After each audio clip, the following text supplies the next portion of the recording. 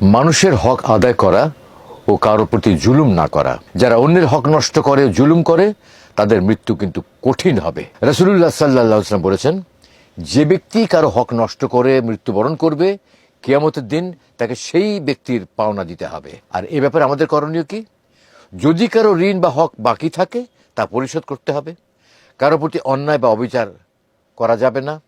মানুষের সঙ্গে ভালো ব্যবহার করা এবং দয়া প্রদর্শন করা। মৃত্যুর প্রস্তুতি নেওয়া ও সর্বদা আল্লাহকে স্মরণ করা। যারা বেশি বেশি মৃত্যুকে স্মরণ করে, তাদের জন্য মৃত্যু সহজ হয়ে যায়। রাসূলুল্লাহ সাল্লাল্লাহু আলাইহি ওয়াসাল্লাম বলেছেন, যে ব্যক্তি বেশি বেশি মৃত্যুকে স্মরণ করবে, তার জন্য মৃত্যু সহজ করে দেওয়া হবে।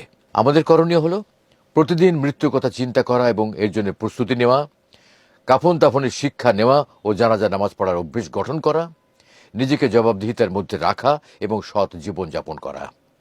মৃত্যুর যন্ত্রণা এতটাই ভয়ঙ্কর যে মানুষের পক্ষে তা সম্পূর্ণরূপে বোঝা সম্ভব নয়। কোরআন ও হাদিসে বারবার এর ভয়াবহতার বিবরণ দেওয়া হয়েছে, যা আমাদেরকে স্মরণ করে দেয় যে এটি সহজ কোনো বিষয় নয়। তবে যারা ঈমানের উপর অবিচল থাকবে, নেক আমল করবে, আল্লাহর আদেশ মেনে চলবে এবং গুনাহ থেকে দূরে থাকবে, তাদের জন্য মৃত্যুর যন্ত্রণা সহজ হয়ে যাবে।